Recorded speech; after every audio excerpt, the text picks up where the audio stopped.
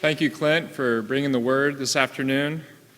Good afternoon. My name is Evans McGowan. I'm the Campus Ministries Coordinator at First Pres Ann Arbor, current at-large member of the Detroit Presbytery. And on behalf of the Faith Formation and Educational Resources Work Group of this presbytery, I'd like to introduce to you my friend and colleague, Reverend Dr. Jason Brian Santos. He joins us from Louisville, as you would say in Kentucky, as the mission coordinator for Christian formation and small church support.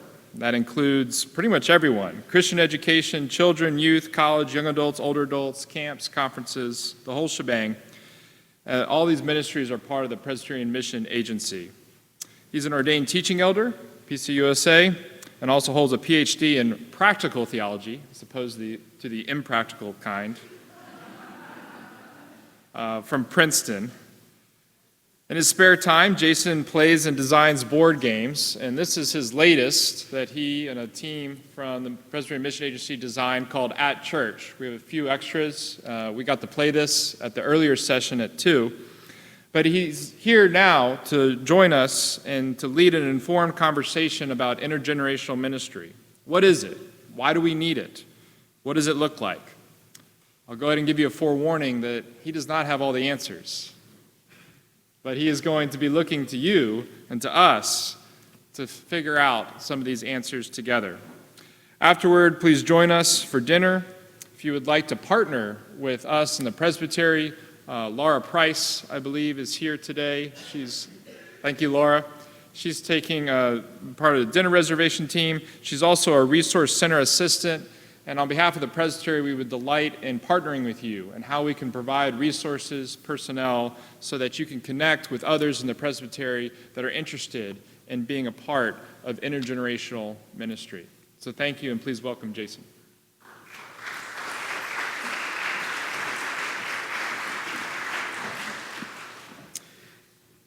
Good afternoon. I'm going to unload my pockets here. Hold on a second.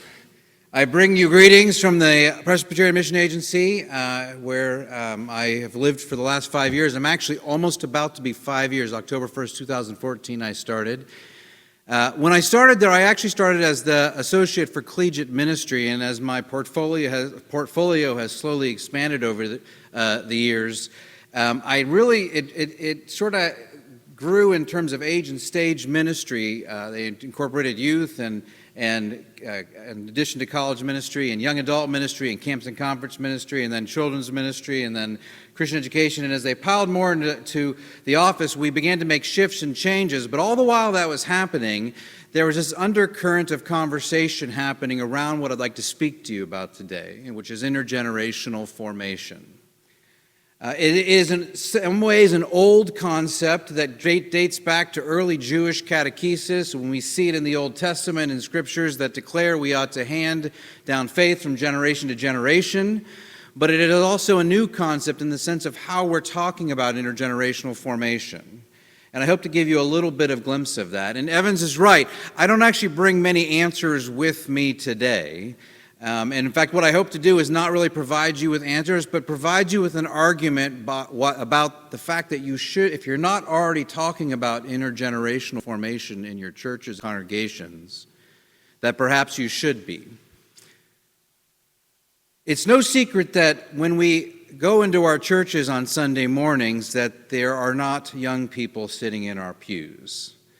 How many I can see just by a show of hands has been a concern in your journey of as being pastoral ministry or elders over the last half decade? How many of you have said, "Hey, where are the young people in our churches?"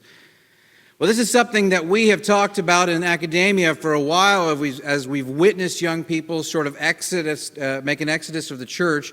And really it sort of begins sort of not just in the past 10 years, but around the year 2000, Christian Smith and Melanie Denton, at that time researchers from the University of North Carolina, began to do the largest study of youth and religion that the U.S. has ever seen. And in that study, they determined that young people actually cared about some sense of religiosity, but found that the relevance that church brought to their lives was not there. And this spawned a larger category of research about extended adolescence, or which they didn't like at the time, or what we ended up calling emerging adulthood. And the question became, why aren't young people in the church today? When we looked at it, we figured, well, there's lots of things that are happening in the 20s, and as we really challenged that idea of why young people aren't in the church today, we actually have to look at the fact that the notion of adulthood has changed over the last few decades in ways that we didn't expect, and in a process that really began around the 1950s. If you went back to that era, you would find that the definition of adulthood came through things like finishing your formal education, getting married, buying a house, getting a stable job, having children. But we find that these factors in a young person's life aren't happening around those ages of 18 to 25. They're actually happening between the ages of 28, 29, and 35. And in fact, our definition of young people has changed over the last few decades as well. Sociologically speaking, in the 70s and 80s, we spoke of adulthood as beginning at 18. And then later we extended that to 21, then to 26. It wasn't even a decade ago or so that we extended it to 29, and now in sociological circles, we talk about young adulthood as reaching as far as 34 years of age. How many of you are that? How many of you are under? Anyone under 30? Yeah, there we go, yeah. Some of you. Got one. Good job. And this is a concern. We ask ourselves where these young people are. We see this shifting and changing, and sociologists over the last decade have said, oh, actually, we'll get young people back in the church when they turn 30 in their 30s because they start having children and they'll want to come back for the moral formation of their children, and we'll be okay. But what we've seen as society and media has turned and looked at the generation of millennials, we've determined that they're not coming back. They've left the building and they've abandoned the institutional religion that we thought they would grasp onto. So the question becomes, why is this happening, and what does it mean for the future of your church? Is it okay that you have endowments in many of your churches, or that you're able to hold on to the format and the worship and the ethos of your environments in such a way that will survive maybe 20 or 30 more years? Or is there a bigger epidemic at concern? And that if we don't address it now, we'll find ourselves in a situation where our pews will grow more and more empty as we lose membership through death and time. So what I'd like to propose for you today is that there's actually a way that we can understand this, and I may not have a solution, but I want to offer you today an argument that will help you understand not only what's happening in the church over the last 80 years of our lives, but what is actually happening in the church and could actually happen in the church from this point forward. But in order to do that, we actually need to take a much larger perspective. And so I don't want to just go back 80 years. I actually want to go back about 2,000 years. So how many of you remember your church history classes from seminary? You probably don't. It's been a long time. If you don't stay up on church history, this will be a little primer, and I'll try to do it really quickly. So Christ dies around 0. We sort of put that in there. And about 300 years later, Constantine makes all of the Roman Empire, the Holy Roman Empire, and we see the beginning of what we call Christendom. And then around the year 500-600, in that range, we see a major shift, and Phyllis Tickle notes this in her book, The Great Emergence, that a massive shift happened in the Western Empire when Gregor the Great introduced Benedictine spirituality as a recovery point from the Dark Ages. And you see a major shift in how Western Christianity understood itself, and it ultimately shaped and reshaped how the church saw itself from the next 500 years. Jump ahead 500 years, we get the Great Schism in the 11th century that separated the Eastern Church from the Western Church over a word that we know as filioque. And it was an argument of whether the Spirit came from both the Father and the Son or just the Father. We see the development of scholasticism through the early Middle Ages, leading up to the Reformation, where we see another great shift in the church during the Reformation in the 16th century. This is where Presbyterians begin to get their roots. We look to Calvin and Luther and Zwingli and other great reformers that came from that era, in particular Knox, as he brought Calvin's teachings back to Scotland and ultimately over the pond to us. But in that shift and change, we saw a major shift in how the world understood Christianity and how they interacted it. And Phyllis Tickle, in her book, The Great Emergence, makes the argument that we are in another time and frame in the history of the last 2,000 years where we are seeing those major shifts again. If you've never read The Great Emergence and you want to foray back into the last 2,000 years of church history, I'd highly recommend the book. And ultimately what she argues is that every 500 years, the major shift in the church is bringing about a difference in how we understand religion and Christianity and culture. I believe we're seeing, along with Phyllis Tickle, that we're seeing that shift today. And in fact, really, since the Enlightenment came about in the 1750s up to the 1950s, we see this era of modernity ending, and we see the beginning of what we call the postmodern era, where all of a sudden everything that we knew as being right or wrong, or certain or uncertain, or provable or not provable, has come into question. And many of you probably encounter this with young people today. All knowledge is relative. Personal authority comes from the person, not from the institution. It shouldn't be a shocker that when our young people look at our churches and our pastors and our theological voices and they say, well, that's your opinion, it's not mine. And if we don't wrestle first and foremost with the fact that we are in a day and age of change, and if our congregations don't understand that we are in a beginning of a reinvention of what it means to be Christians in this world, then we might as well resolve that our churches will die out. This doesn't mean we have to abandon everything that we've known for the last 2,000 years, but it does mean we have to reconsider what is most valuable to us and how we transfer and pass that on to the next generation. Bringing that up to the last century, we have to ask ourselves, well, what happened in the last century during this onset of postmodernity that sheds light on why our young people have abandoned religion today? And in order to do that, I'd like to take a look at a generational theory that was developed by sociologists Neil Howe and William Strauss in their famous 1980s book titled Generations. Anyone ever have read this book or heard of this book? Couple of you good. What Strauss and Howe did was they decided to track generational cycles really to about the invention of the printing press in the 1400s. And they began to see that every 18 to 22 years, so every 20 years or so, there is a different cycle of a generation that occurs. And every 4 of those cycles, you get a sort of lifespan. And so in every 4 years, those 4 cycles repeat themselves again and again and again. And they trace these cycles all the way up from the 1400s until the present day. If you want to read more about how the prototypes and about the perspectives of those generations intersect with one another, you can simply Google it and read it at Wikipedia. It does a great job of synthesizing Strauss and Howe's work in a way that is very accessible. But our concern today is not the cycles or how it actually functions, but really what has happened over the last 4 or 5 cycles of generations in the context of the U.S. And I will add the caveat that generational theory is something that primarily focuses on a U.S. context and a predominantly Caucasian or white context. This does not mean that it does not shed light on other racial ethnic contexts or on contexts outside of the U.S. It just means that it is meant to study that context primarily, and that's an important distinction.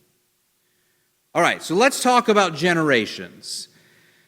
I'm going to cluster it in decades, more so because I think it's easier to determine, and a lot of the times you get people to argue, am I a Gen Xer or am I a Boomer? And they want to try to fit into a category. And the best way, I think, to understand it is just to do it in chunks of decades. So let me just ask, how many of you were born between 1920 and 1940? Anyone? A couple? You are of the silent generation. You are of the sort of last. There are a few before that, but you're the sort of the oldest generation in the U.S. right now that has any sort of place and dominance and still power, and you're there. The next generation is the baby boomers. They were born between 60s and 80s, and I'm guessing the vast majority, you're going to raise your hands now. Raise your hands if you're a boomer. Oh, sorry, 40s and 60s. What did I, yeah. 40s and 60s. Raised 40s, 60s. Okay, and the next generation are the Generation Xers. How many of you born between the 60s and the 80s? Yeah, smaller number. And how many of you were born between 80s and 2000? Oh, good, we have some millennials. And anyone born after 2000? No? We have no Generation Z. All right, we don't even know if they're called Generation Z yet, because it takes some time to get a name for them sometimes. Generation Z, iGen, we call them a number of things. Okay, what I want to do is I want to talk about these generations and actually how they function in relationship to one another. And the way Strauss and Howe actually framed generations is, it's what happens in the life or the sort of coming of age of that generation that actually determines a lot of the characteristics of that generation. So if you think about the silent generation, this was a generation that was steeped in a deep sense of morality, a deep sense of decency. They're the generation that were the children that came out of World War I.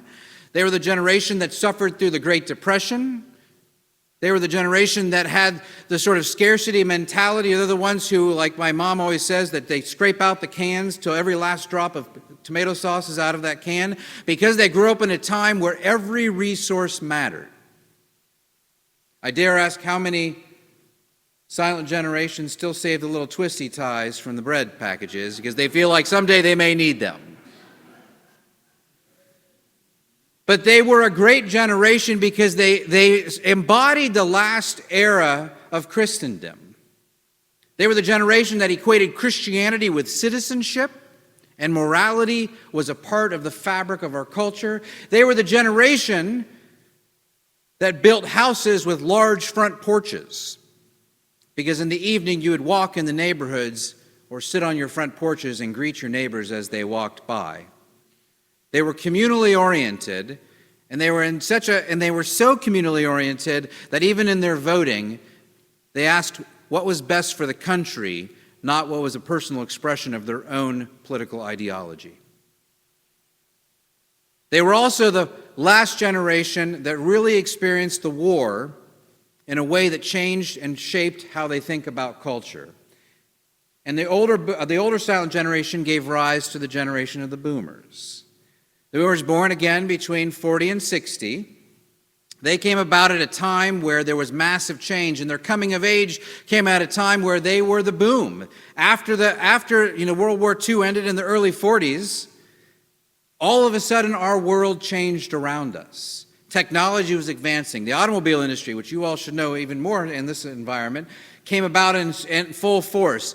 All of a sudden, inventions in the household were coming about that made household jobs and tasks easier. They also grew up in a day and age where psychological research was at a boom. What happened in the previous generation was anthropology and Margaret Mead and sociology and all these things about cultures as we understood them outside of the U.S. and within the U.S. predominated the scholarship. All of a sudden, psychology began to become the most talked about new area of study. It's out of this era that we get Oprah Winfrey and Dr. Phil and pop psychology, but they were also the era that was shaped by this psychological understanding of self over community. You might say it was a shift, in Robert Putnam's words, who wrote a book called Bowling Alone, from a civil society to a more individualistic society, where those civil leagues and clubs and groups, so like Lions Club and Masons Club or Masonic Club, where they dominated the culture, they started to lose their grip on culture as a whole. You see women's rights, you see civil rights, you see the sexual revolution, you see a lot of change and shift in culture that lent itself to paying attention to the person, to individualism, and to how we experience life as individuals. Some might even call it an era of therapeutic individualism. The early boomers gave birth to the next generation, some coming around the 60s to 80s, and this is my generation. I was born right in the middle of it. The Xers. The Xers were the first generation to experience 2 working incomes, 2 working parents. They call us latchkey kids because we were the ones that were left home. We let ourselves in with our own keys, and we were raised after school by Scooby-Doo and Velveeta cheese made in microwaves. They were probably too dangerous to stand in front of, but we did anyways as we watched the cheese melt and bubble. We were the generations that learned that eggs and hot dogs pop in the microwave. We were the generation left to our own devices and asking where our parents were as we made ourselves dinner. And that's not a boo-hoo statement, but we are the lost generation. We are also the smallest generation. And we are the generation that had a sense of our own depravity, our own destitute. We were the Winona Ryder reality bites, Kurt Cobain generation that made suicide sexy. Our younger boomer parents began having children, and in the early 90s, or in the early 80s to the turn of the millennia, we had a generation that ultimately came to be known as the Millennials. They didn't like the Generation Y because they didn't want to be associated with the Xers because we were, a sad bunch. Actually, the Xers are kind of funny, I should say. I don't know if you ever saw the report, but if you Google NBC News report, we're not only lost generation, but people forget us entirely. There was a news report done by NBC where they were listing the last 4 generations, and it went from the silent generation with their dates, to the boomer generation with their dates, to the millennials, to the Generation Z. And they didn't even include the Xers in the lineup at all. We were the lost generation, and our younger siblings came about. And interestingly enough, they came about in an era that we often said, well, they were the generation that got a gold star for showing up, participatory awards just for running the race, whether they were first or last, and an onslaught of other cultural references about millennials that sometimes were flattering and sometimes were not. But the reality is that in each one of these generations, we find ourselves having a different perspective of how we fit into this world, and it actually factored into how we thought about life as well. And if we think about the way that shift went from that silent generation to the millennial generation, we moved from a communal understanding of how we existed as a society to an individualistic one. You see that not only in our interactions with one another, but you see that in things like architecture. As we shift from those big front porches in the silent generation to small front entryways for the boomer generation and the development of patios in our backyards, to the Xer generation where we put them on decks because we started taking from the rainforest in South America, to the millennial generation that just puts IKEA connected pieces in the back together and makes it a porch of sorts. But we also viewed church differently. As I said before, the silent generation equated citizenship with Christianity. And they also understood the fact that the pastoral model of their church still existed. And that, what I mean by that is they lived in an era and an age where the pastor ran everything. And everyone else volunteered to help. All you needed was one pastor to run a church. The pastor would preach, provide pastoral care. Everything else would be run by volunteers in the church because society functioned that way.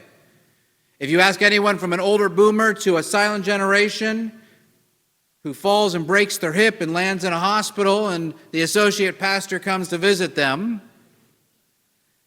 as much as they are touched to have the pastoral voice next to them, I still hear the voices that were extended to me so many times as the associate pastor. That's lovely, dear. When's the pastor coming? Because they grew up in an era where there were not associate pastors, and there was one pastor who was governing and guiding that congregation. Well, after the boom, things changed and shifted. We actually had so many people filtering into our church because it was a new era for our country that we had our small churches that were packed to the gill. And what we did in cases like that, in an era that we still had Sunday school thriving, was we decided, hey, you know what? In a system that sort of worked like Sunday school, and then everyone went to Sunday school and everyone went to church, we said, let's have 2 services. So now all of a sudden, the first congregation went to Sunday school and then to church, while the second congregation went to church and then to Sunday school, and we put a coffee hour in the middle so that everyone could go.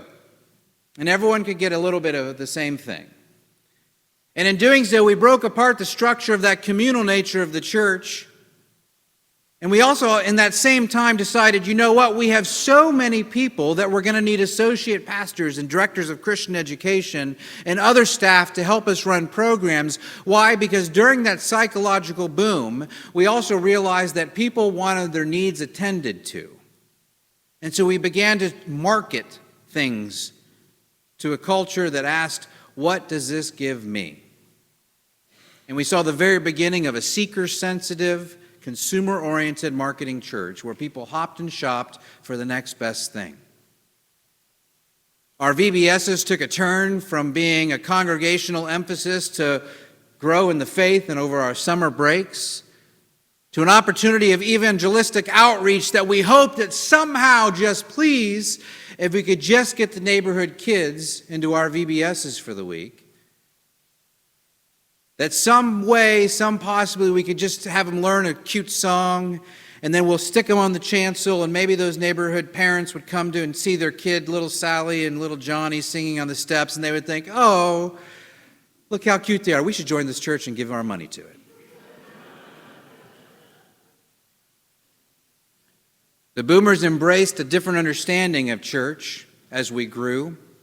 They realized that you didn't have to go to both Sunday school and worship, that actually you could knock out the whole thing in 1 hour if we sent our children to Sunday school and the adults went to worship. At the same time, we started hiring youth directors, and we formed and developed a field called youth ministry and children's ministry, and we professionalized those industries because our church went from a pastoral model to a programmatic model that was designed to be mass consumed, where no longer the small church was in the spotlight or the norm in America, but we sought to be the next best thing. And it became, how do we actually outdo our neighbor?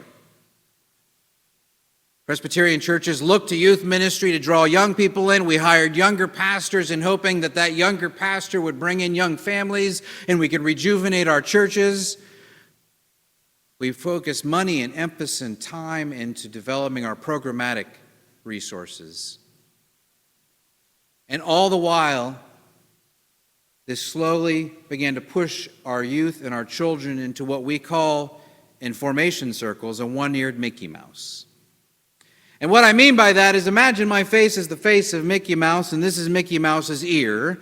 And what happened over time as we started to do children's ministry out here, and youth ministry out here, and college ministry out here, is we began to take our young people out of the main body of the church, because we believed that if we just paid attention to their developmental needs and gave them unique offerings that were curtailed to their particular developmental requirements, that was the best and ideal way to form them in their faith. After all, the non-denominational churches were doing it, and people were flocking to those congregations, so perhaps we should as well.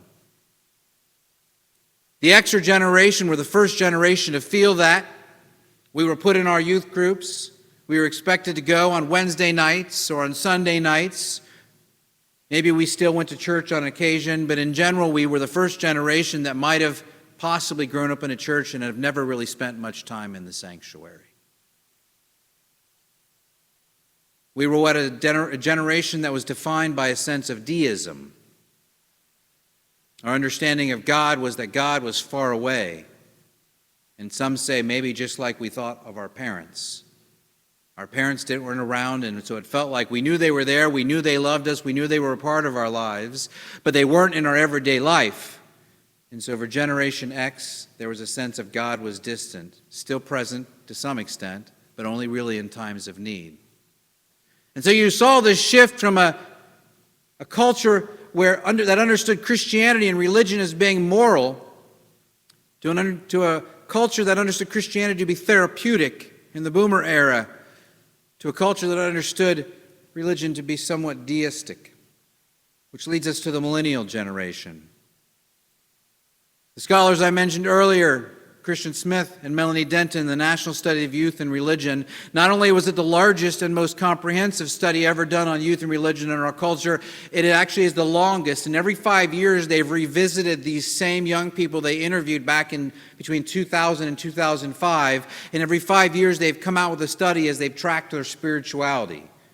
The first book was Soul Searching, the second was Souls in Transition, the third was Souls in Translation, and we're now waiting for the fourth one to come out. We learned in that study that religion was important for young people. It helped them in their grades, it helped them in having a better outlook on life. They were generally happier. But we also learned that the mainline church was actually doing a pretty bad job of passing down our faith. In fact, on a spectrum Smith and Denton made for the book, it said that if you tracked the best denominations to the worst denominations in terms of handing down faith, actually the Roman Catholics did the worst. This was a big surprise for everyone. Actually, they went on to do a separate study of it because it shocked everyone. But the Roman Catholics were by far the worst. And then the mainline Protestants, which is where we fall. So we weren't the worst, we were just the second worst. We were the second losers. Then us, then the sort of American Baptist, still liturgical, but not quite evangelical churches. Then you move into the evangelical churches. Then you move into racial ethnic communities. Then you move into holiness traditions. And in the best communities who were passing down their faith were actually the Mormons. They included them in this study. And what we realized in the midst of that is that the mainline Protestant church was not handing down their faith to the younger generations. And what Smith and Denton actually qualified their faith was, and said the religion that we are handing down is actually what they call moral therapeutic deism, MTD. Anyone ever heard of MTD, moral therapeutic deism? And I think what's very interesting about moral therapeutic deism is that it actually borrows from each of the previous generations. They borrow the moralism, or they get the moralism from the silent generation and their understanding of pastoral theology. Single pastor.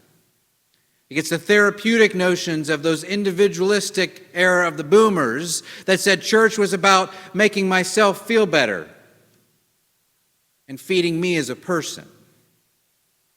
And it borrows the deism from their older siblings, the Xers, who said, yeah, God's out there, but I don't think God really cares about me. And what we found in this millennial generation is that in an era of globalism, in an era of technology where you can watch a baby kangaroo being born in Australia in less than a minute, you could pull it up on your phone, that they were exposed to a world that was shrinking and giving them access to a myriad of identities to help form themselves. And actually to the point that we started using words like bricolage self or patchwork self to describe the millennial generation in sociological circles. Now, the interesting thing about this notion of the patchwork self when it comes to the identity of the millennials is this. Most social psychologists who study identity formation would say that a patchwork self is actually a self that never is realized. It's almost impossible for someone who pieces together their identity through multiple sources to ever have a sense of cohesive identity. And I think that it's not just the millennials, it's in the Xers and it's in the beginning of the boomers where we see people in their 30s and 40s saying, I don't know who I am.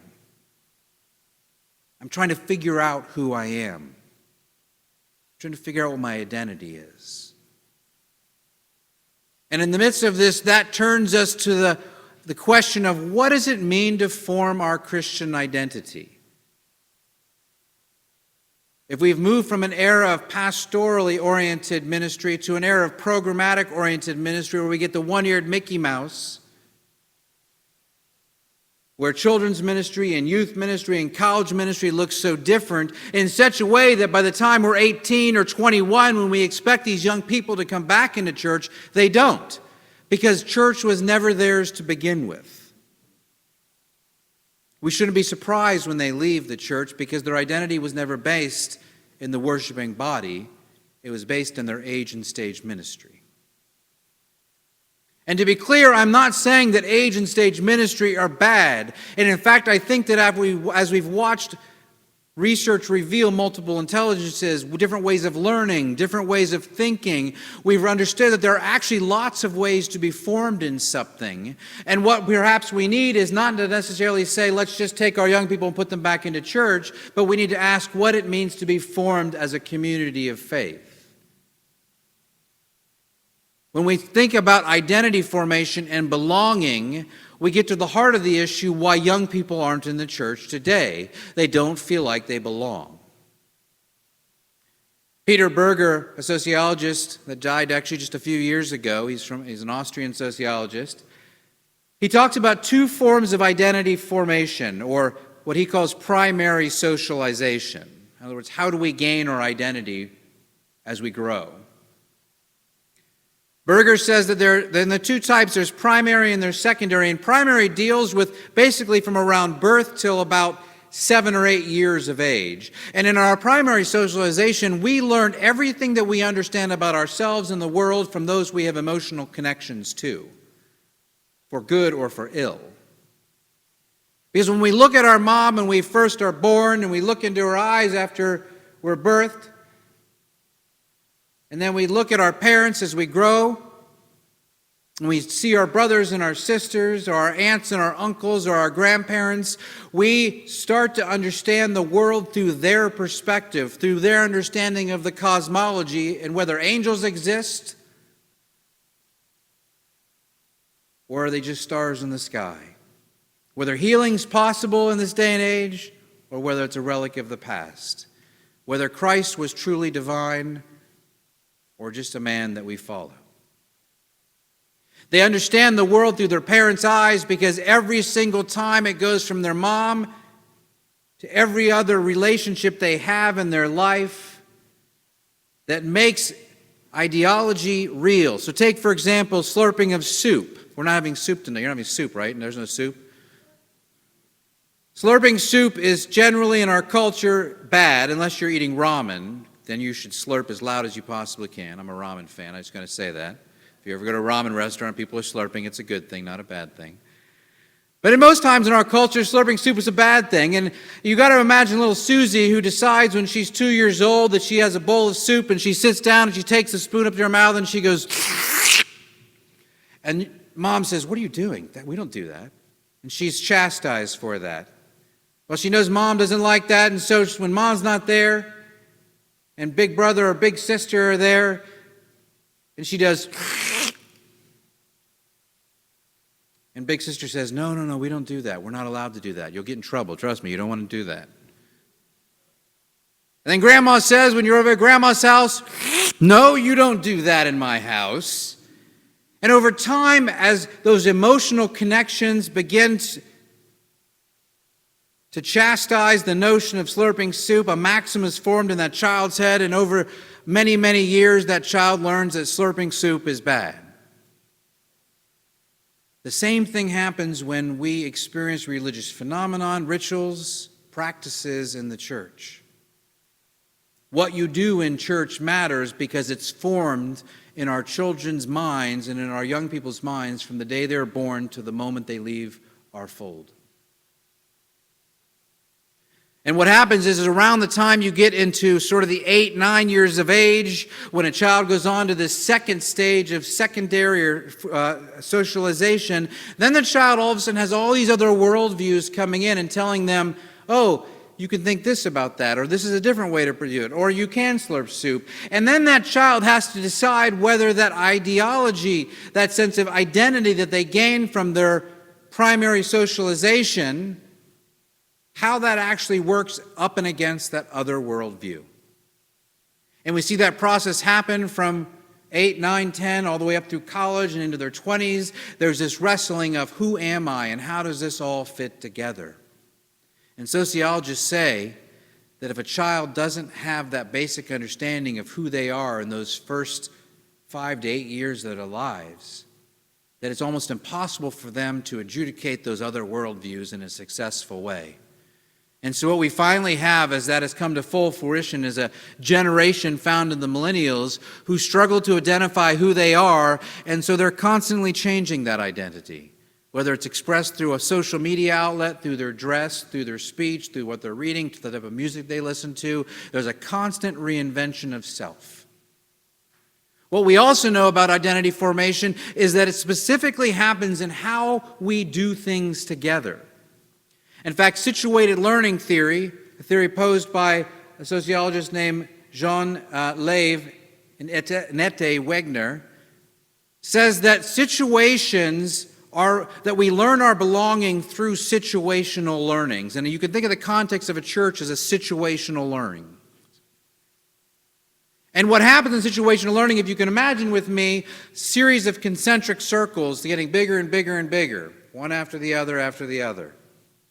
And what happens is when a newcomer comes to an environment, a social setting, a community, and sees what's happening in that environment, and it gradually starts to participate in the practices of that environment, little by little through the participation in those practices, that individual gains a sense of belonging.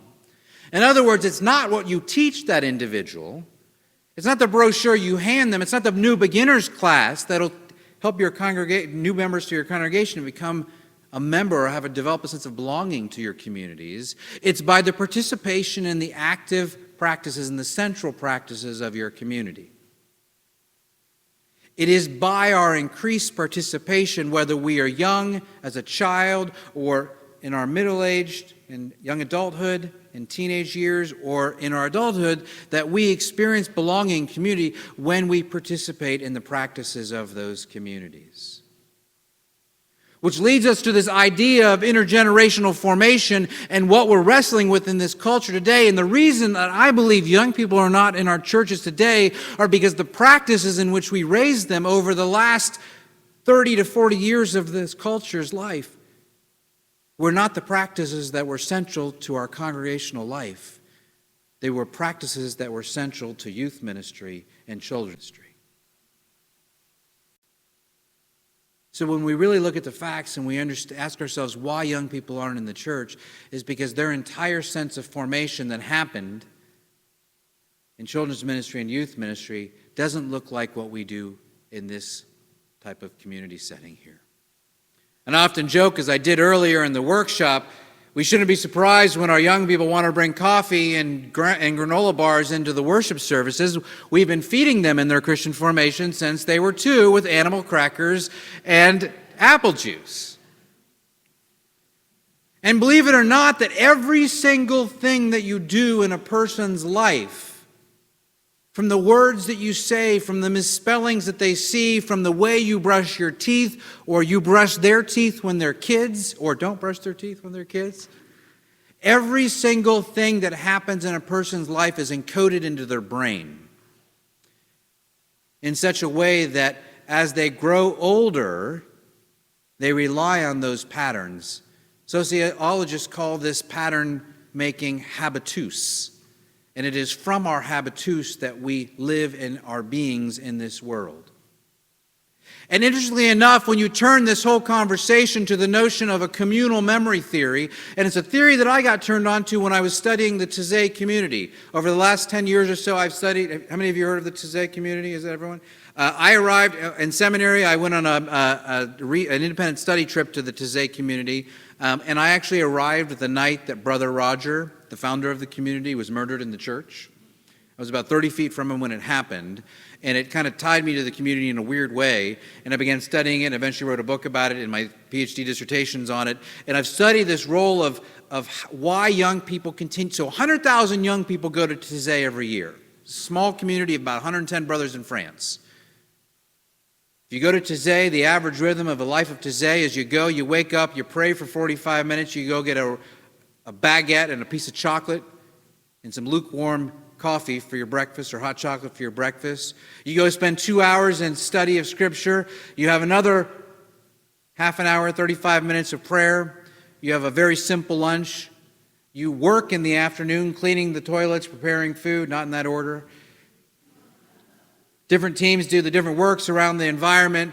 They do some workshops in the afternoon. They have dinner, and they go to prayer for another hour and a half in the evening. So if I told you I was going to start a camp and that was my schedule for the day, and I thought 100,000 people would come, you'd think I was crazy. But 100,000 people go to the Taizé community every year. And the reason they go, and the reason they want to go back, is because they experience something there. They engage in the practices of that community in such a way that it shapes their sense of identity, to the extent that many young people who I've interviewed, and I've interviewed probably 500 to 600 young people over the span of the last decade, the young people feel like they belong to the Taizé community usually after the third or fourth day being there. And they call it their spiritual home. And this is both perplexing and saddening, considering the fact that we have our children's attention every week for 18 years, much of their or more of their lives. And when it comes time for them to make their own decision about whether they want to come to church on Sunday, the answer is often no.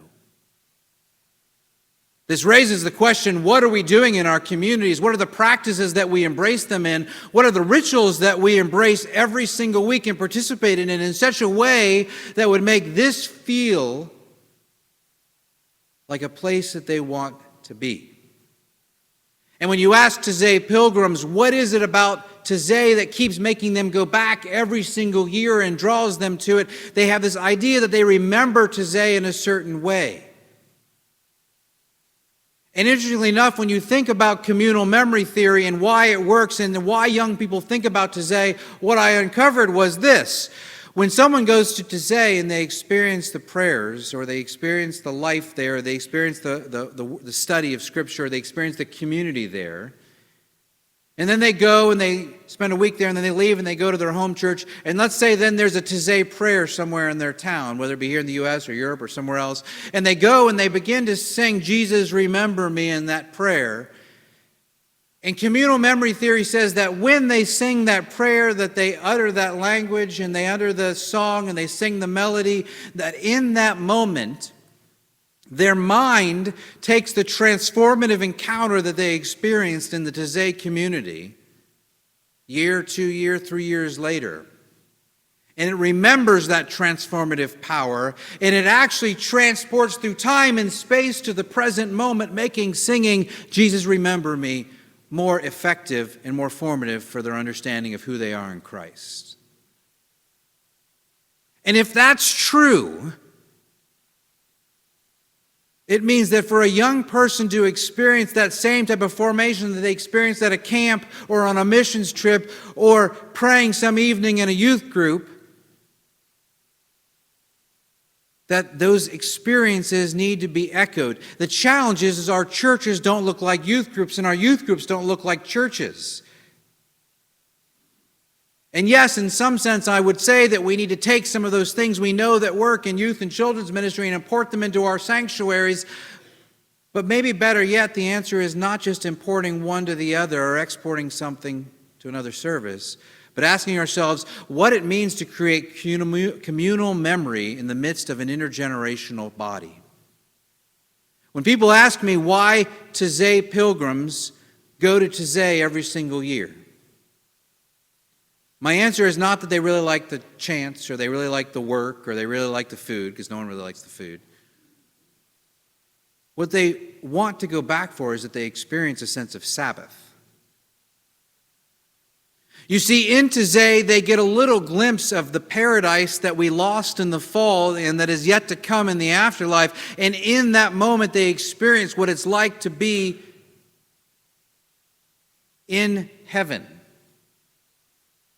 They experience the kingdom of God in the present, and this is what is meant to happen on our Sunday mornings. It ought to be a little taste of what was lost in the fall and what is yet to come, and in doing so, those rituals and practices are imbued with so much meaning. And communal memory theory says that when we participate in practices in a bodily way by a community that actually imbues those practices with meaning and significance, that over time, memories are created, and those memories layer themselves year after year, week after week, experience after experience.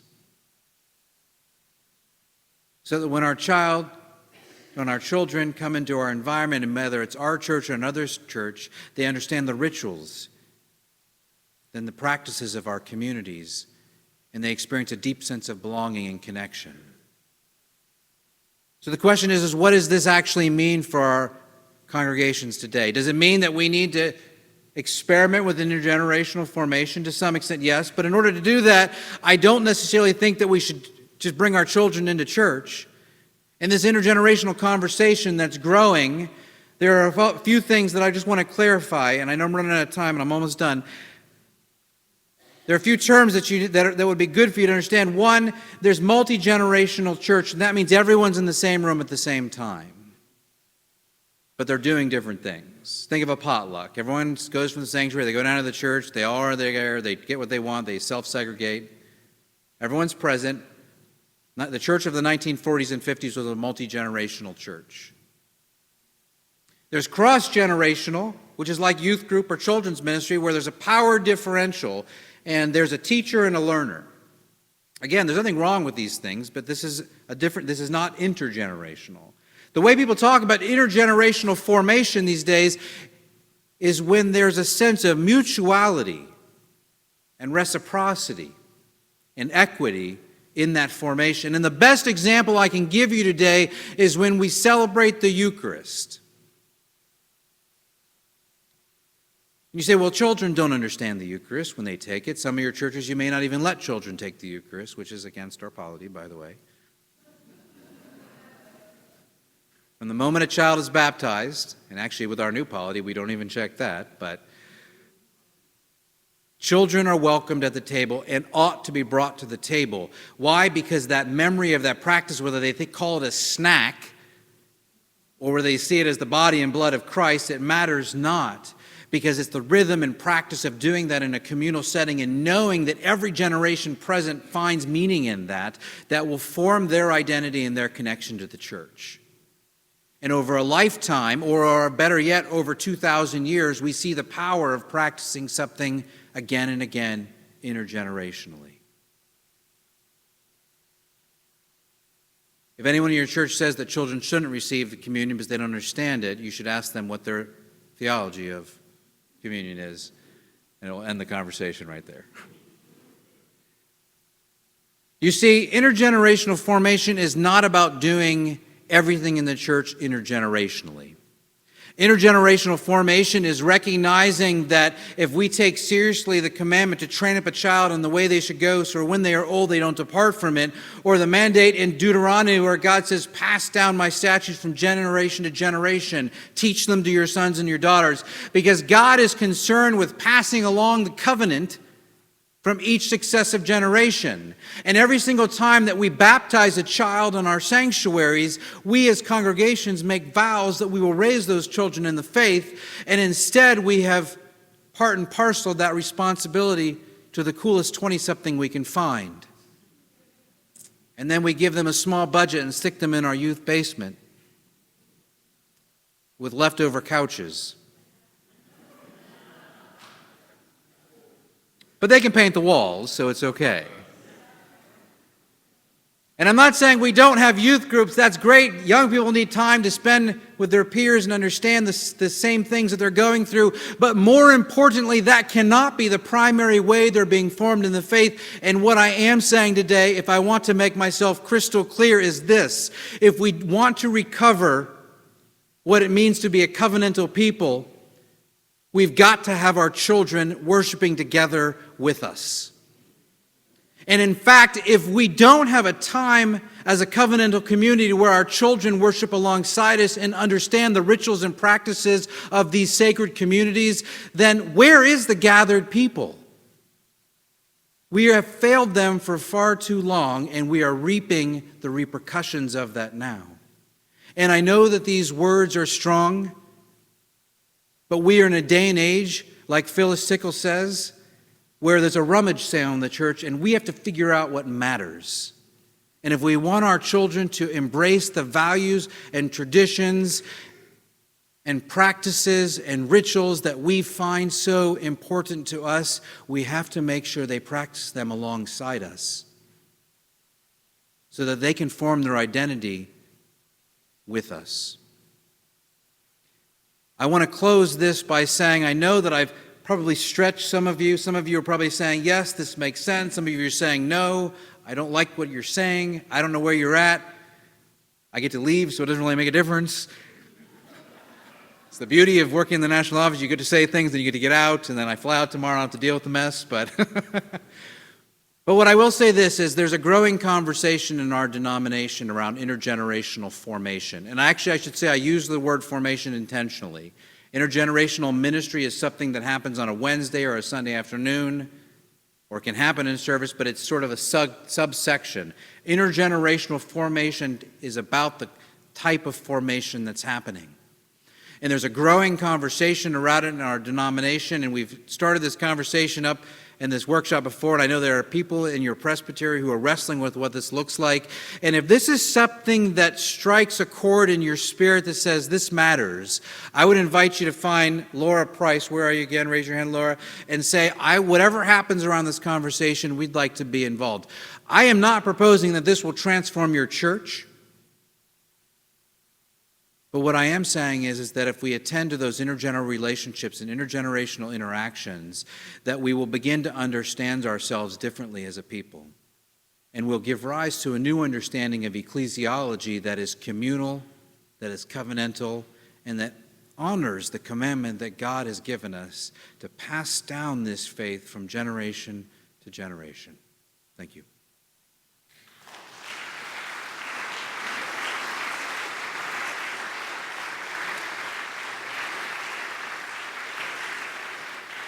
Just by way of resource, just so you know, these are back in the resource tables, but I wanted to highlight two of them. This is a very more academic version of Intergenerational Christian Formation. It's by Holly Allen.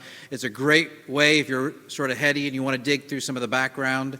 If you want a more short version, this came out of a conference that happened a couple years ago called the Intergenerate Conference that Holly Allen actually led, and it was multi-denominational academics and practitioners. We were wrestling with the idea of what intergenerational formation looks like in the church. Much of what I've just said has been condensed to the first chapter of this book called Killing Church Softly. If you're interested in reading this or sharing this, this is a great place to start. Also, I want to say that before the next General Assembly, the Office of Christian Formation, the department that I lead, is going to produce a series of about 25 short 3 to 5 minute videos. They'll probably come out after the new year that will be available free online for you to download or play for your congregation or play for small groups in your congregation to help communicate some of this information. I believe that if we begin the conversation, cultivate this conversation in our denomination, we'll get to a place where we say this matters. And then we can begin to sort of see what that looks like as we move forward.